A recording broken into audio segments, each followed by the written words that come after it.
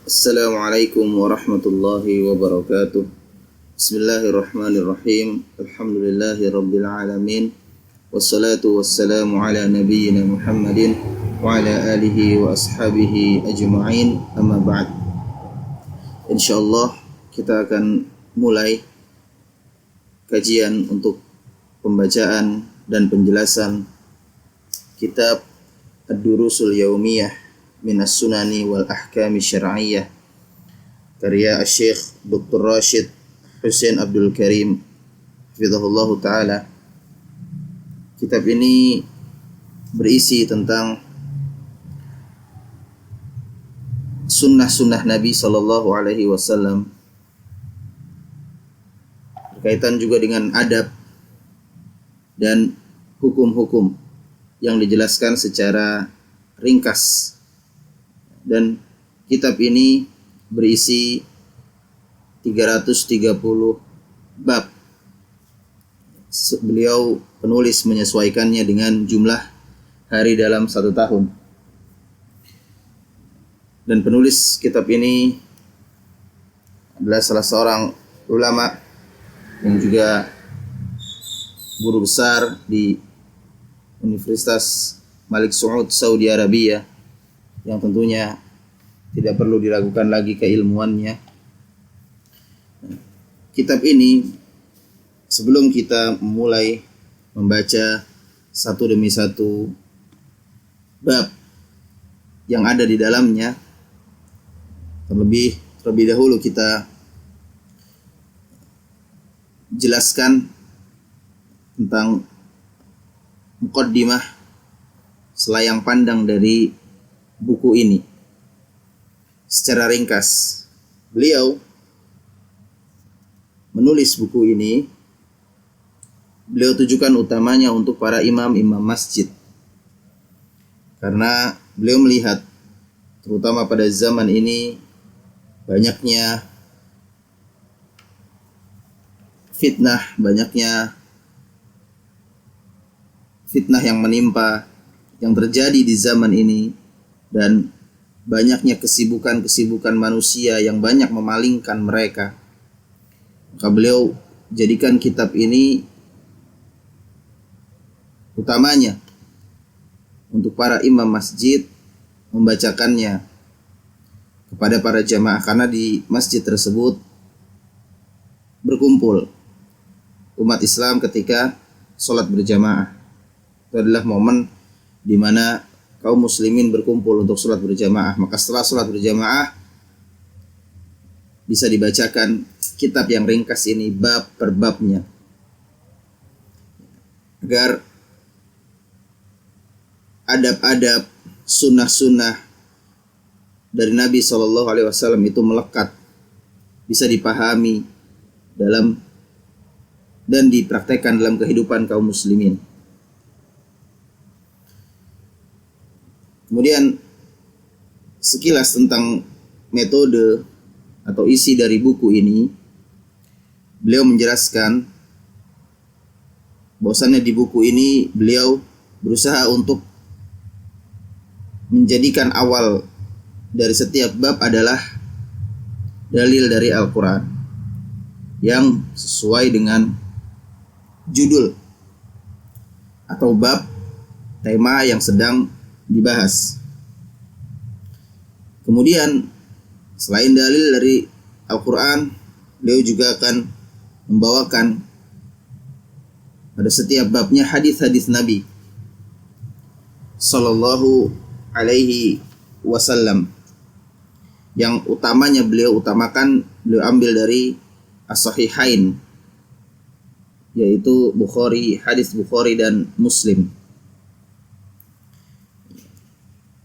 dan juga hadis-hadis yang lain yang valid, telah diverifikasi validitasnya, kesahihannya oleh para ulama hadis.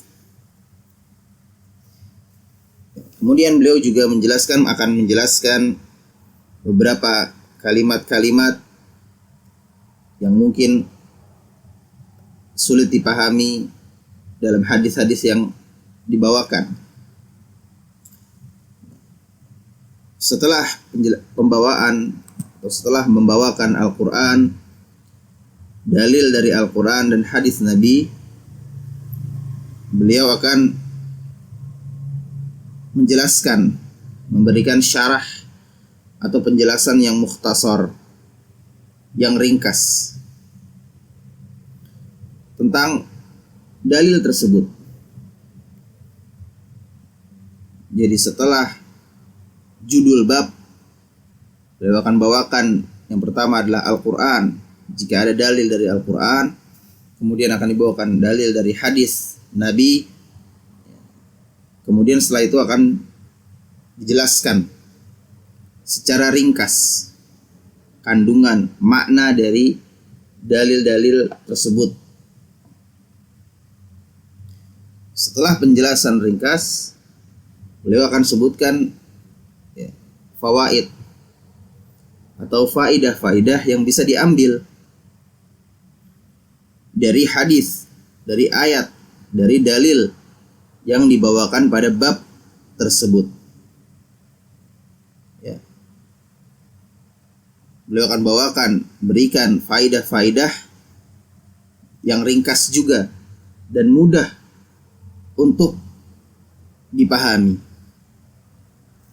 Dan terakhir beliau menyebutkan bahwasannya sebisa mungkin beliau menghindari pembahasan tentang perbedaan atau perselisihan pendapat di kalangan para ulama jika pembahasannya berkaitan dengan hukum. Dan beliau akan berusaha menjelaskan atau membawakan ucapan yang penjelasan ulama yang beliau anggap lebih kuat dalam permasalahan tersebut, sehingga buku ini tidak menjadi buku yang sangat panjang. Karena diharapkan buku ini ringkas, mudah dibaca dan bisa diamalkan oleh yang membaca tentunya dan yang mendengarkan. Ya, dan tentunya sebagaimana buku-buku karya para ulama, beliau juga membawakan di kitabnya beliau tulis catatan kaki, kitab-kitab yang rujukan dari dalil-dalil atau ucapan yang dibawakan di dalam kitab ini. Itulah sedikit gambaran tentang buku ini. Jadi kedepannya kita akan membaca dan menjelaskan isi buku ini tidak lepas dari 4 hal tadi. Akan ada dalil dari Al-Quran,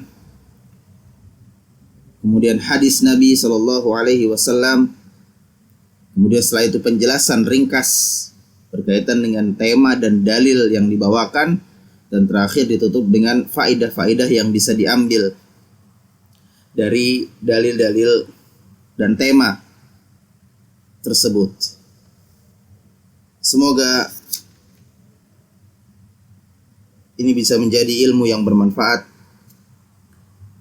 bagi yang membaca dan bagi yang mendengarkan.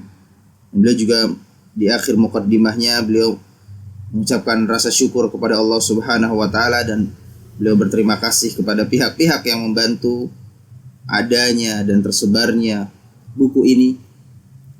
Semoga kita yang ikut mempelajari buku ini mendapatkan bagian dari kebaikan yang ada di dalam buku ini, dan kita bisa mengamalkan apa yang kita pelajari, karena itu adalah inti dari ilmu itu sendiri, mengamalkan apa yang telah dipelajari. Demikian yang bisa dijelaskan dalam muqaddimah ringkas ini. Semoga ini menjadi ilmu yang bermanfaat untuk kita semua. Wassallallahu wasallam ala nabiyyina Muhammadin wa ala alihi wa ashabihi ajma'in. Wassalamualaikum warahmatullahi wabarakatuh.